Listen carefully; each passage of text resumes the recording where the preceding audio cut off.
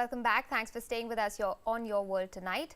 Delhi's air is so toxic, it is inflicting long-term damage on children, warns a Greenpeace report. It says pollution levels are way above safety standards and lists only one city in India as having clean air. Take a look. If you are living in Delhi, India's national capital, you most likely are breathing in air 4 times more polluted than permissible limits. A new Greenpeace study claims that 90% of Indian cities report air pollution levels over prescribed limits.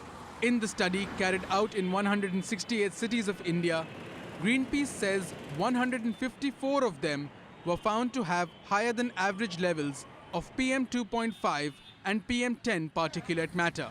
The only city that comes close to the national standard is Hassan in Karnataka. According to the report, more than 1 million deaths take place every year in India due to pollution. The most affected are the elderly and children.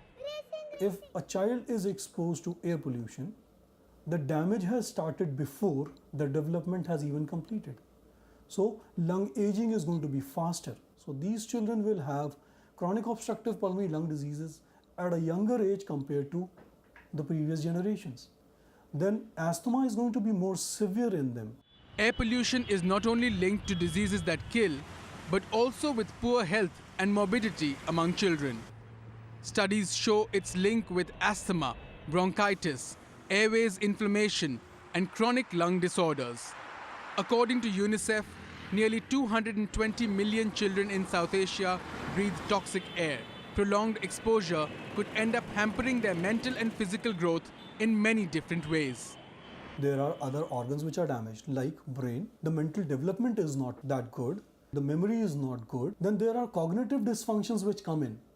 Now there are so many researchers who are trying to get a link between increased link of suicidal tendencies with pollution, autism with pollution. We have so many things which were not there seen at that amount in that number previously, but we have started seeing all that.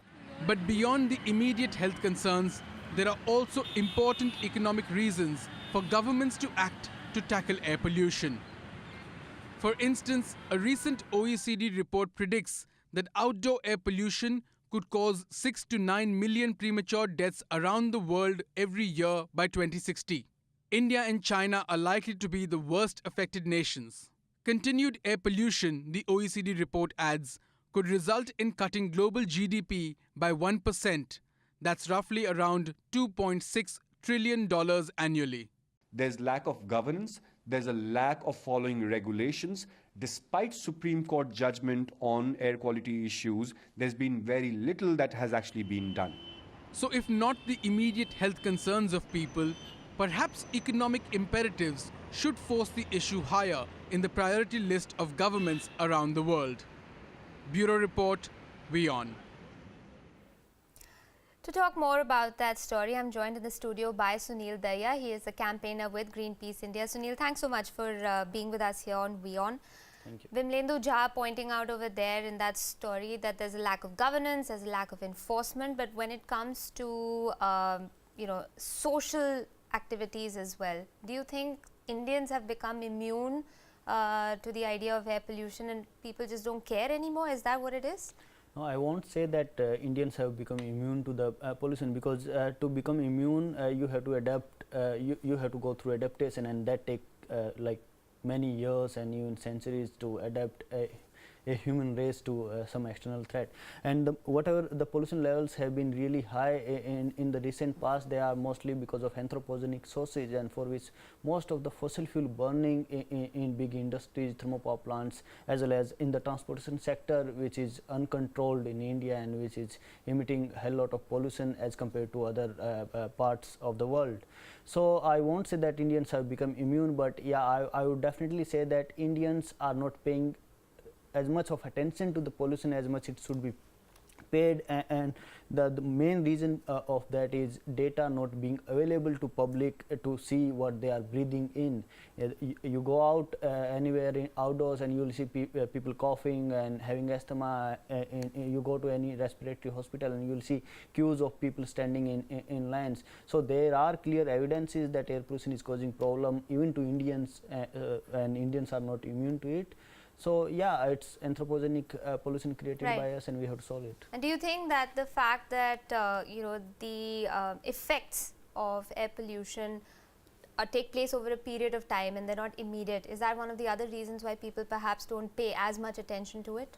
Definitely yes. Air pollution is something which you keep inhaling for years, and it reduces your life expectancy, and there are many other impacts it has on your body, obviously getting your immunity weak, making your efficiency a bit lower as compared to, like, I hear many people saying that the earlier generations used to work more hours than us, and we get frustrated really soon. We don't have that working capacity and all those things, so our efficiency goes down, but we don't die the day we breathe the polluted air. And that's definitely one of the major factor when people say that, oh, it's nothing and we can carry on with it, even if I'm coughing for last 10 years, I'll still recover because I'm not dying. So yes, that's one of the major factor that people are not paying attention to. So this study that Greenpeace carried out in India, were there any specific regions that saw higher pollution impact, or is this a problem across the country, across towns and cities?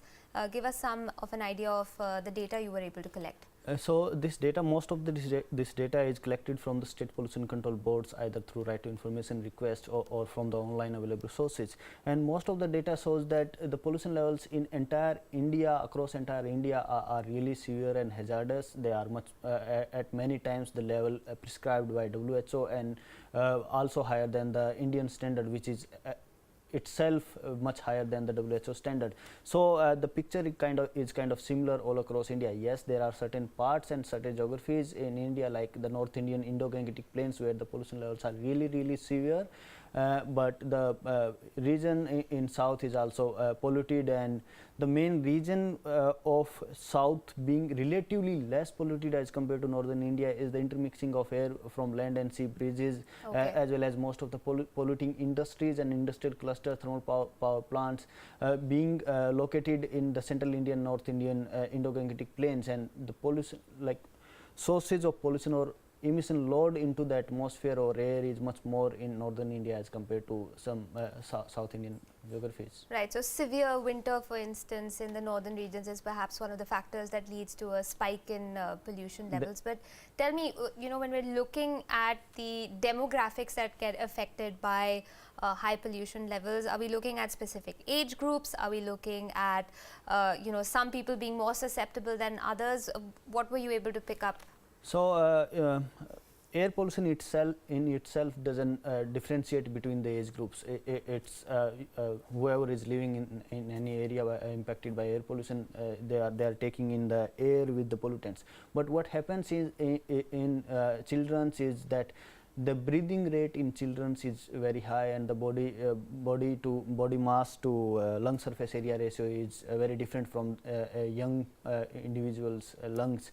So in that case, the more air which is intaken, which is going into the body of a children, and the more pollutant it has, it gets accumulated into their lungs, and those lungs are not developed further in their lives, and the lung capacity is permanently reduced, which causes asthma for the lifetime and all those things. Similarly, some other vulnerable groups are pregnant women and elderly, because their breathing capacity or lung capacity is also reduced in elderly, as well as in the pregnant women. They need much more air, and there is fetus developing in their body which needs purified air, not the air with pollutants. So pollution doesn't differentiate in terms of where it's going, but people exposed to it have different response system to the pollution.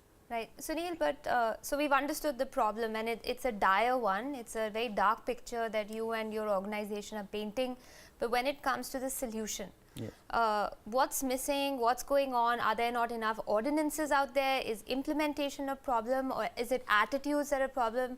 What exactly have you been able to analyze in terms of that? I would say it's combination of all of these. Yes, there are few ordinances and few policies, but maybe they are not that strong, and even if some of those are strong, they are not being implemented on ground. A recent example of this is that we have been talking about air pollution in Delhi for years, for decades now, I would say, and still Delhi is polluted. There is enough of research to establish where the pollution is coming from. There is a IIT Kanpur study which says that at least 300 kilometer radius area around Delhi has to be controlled. There are about 13 power plants which has to be controlled, but when a response system is submitted to the court, it only talks about shutting down one power plant if the pollution episodes are severe. Are we thinking about moving more aggressively towards cleaner form of energy, towards more public transportation, and can we give an option to these people to abandon their private ownership of cars and use public transportation? So those are the things which we have to do and act on. There is a serious need to have a coordinated approach, not going by cities but going by regions and going by national action plan. We need a national action plan. So obviously that there are multi-pronged approaches needed to deal with a problem which has multiple facets to it as well. Sunil Dahiya, I'm running out of time on the show, but thank you so much for bringing us that information, and of course pointing out how dire the situation really is when it comes to not just Delhi's air but India's air overall. We are going to have to wrap up Your World Tonight on that note. We'll be back with much more on the other side of this short break. Thanks so much for joining us.